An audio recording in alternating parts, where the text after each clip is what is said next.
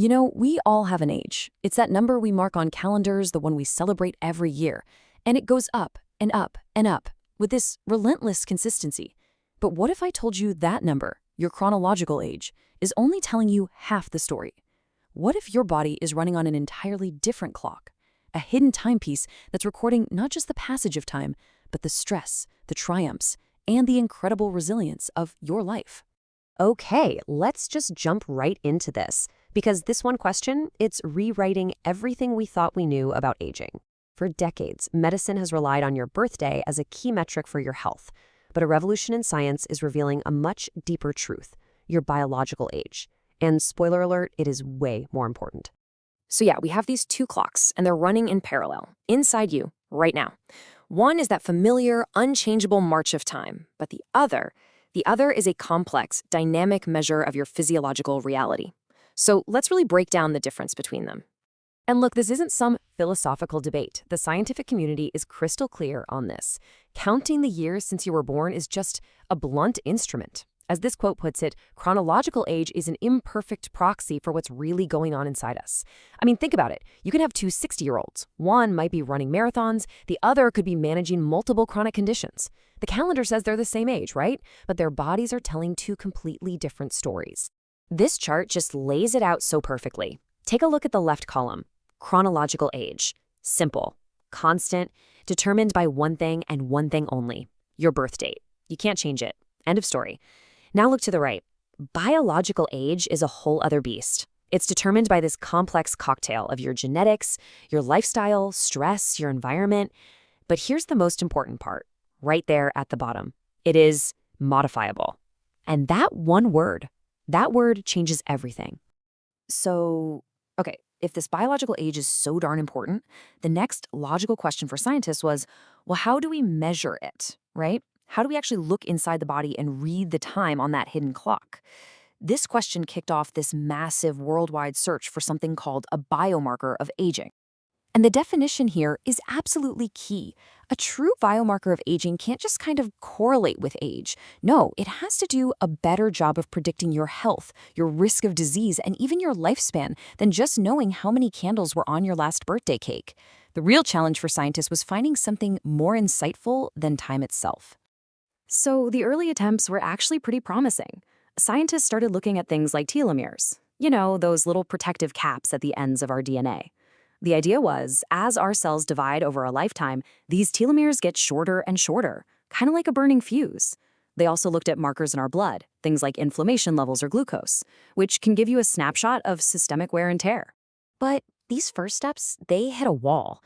Telomere lengths, for example, turned out to have huge variations from person to person, which made it a really noisy signal. And yeah, blood markers were useful, but you needed a whole panel of them to even begin to get a clear picture. The scientific community knew they needed something better, something more stable, more accurate, more universal. And the search for that something, it led to an absolute revolution. And that brings us to the breakthrough. Because the answer didn't lie in the length of our DNA or even the signals floating in our blood. It was in a layer of control sitting right on top of our genes, the epigenome. And this, folks, was a complete game changer. This is the epigenetic clock. Now, think of your DNA as this massive library of instruction manuals for your body. Well, epigenetics, and specifically something called DNA methylation, are like little sticky notes and highlighters that tell your cells which instructions to read and which ones to ignore. Over our lifetime, the pattern of these sticky notes changes in a really predictable way, creating a kind of molecular footprint of aging. And an epigenetic clock, it's simply a tool that can read that footprint. So, how accurate is this footprint? The answer is staggering. This number you're looking at, 0.96, that's a Pearson correlation. Now, in statistics, a perfect correlation is 1.0. So getting a 0.96 means these first epigenetic clocks were able to predict a person's chronological age with near-perfect accuracy. It was just astonishingly precise. And this chart illustrates the leap forward perfectly. I mean, when you compare the predictive power of epigenetic clocks to our earlier biomarker, telomere length, it's not even a contest. The incredibly tight correlation of the clock just dwarfs a much looser, more variable signal from telomeres. This is the difference between a high-resolution photograph and a blurry sketch. And I want to be clear, this isn't some fringe theory from a single lab. This visual shows a process called a Delphi study, where hundreds of international experts go through multiple rounds of anonymous suggestions and voting to reach a consensus. And what did they agree on? That DNA methylation, the very basis for these epigenetic clocks, was one of the few measures to achieve that expert consensus. This whole field is grounded in rigorous global agreement. And the technology did not stand still. It evolved at a blistering pace. So in 2013, you had the first-gen clocks, which were amazing at guessing your birthday. But just 5 years later, by 2018, the second-gen clocks like GrimAge weren't just guessing your age, they were predicting your risk of disease and even your lifespan. And then by 2020, you get clocks like Dunedin Pace, which can measure the actual rate of your aging, like a speedometer for how fast your biological clock is ticking right now. So this new ability to measure the speed of aging, it led to an even more radical question. See, we've always thought of aging as a one-way street, right? A process that only moves forward. But what if the biological clock wasn't like a regular clock at all? What if you could turn it back? For a very long time, the answer to that seemed like an obvious yes. But recent, absolutely stunning research has completely upended that assumption, revealing something extraordinary about the very nature of biological time. Researchers started measuring biological age during periods of really intense physiological stress. They looked at patients going through major emergency surgery. They looked at people with severe COVID-19. They even looked at biological age during late-stage pregnancy. And in every single one of these wildly different scenarios, they saw the exact same pattern: a dramatic and rapid increase in biological age. The clock was suddenly ticking much, much faster.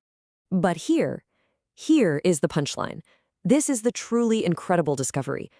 After the stressful event was over, once the patient recovered from surgery or the pregnancy was over, that huge spike in biological age didn't just stop. It was restored. It actually went back down. This is the crucial point, right here.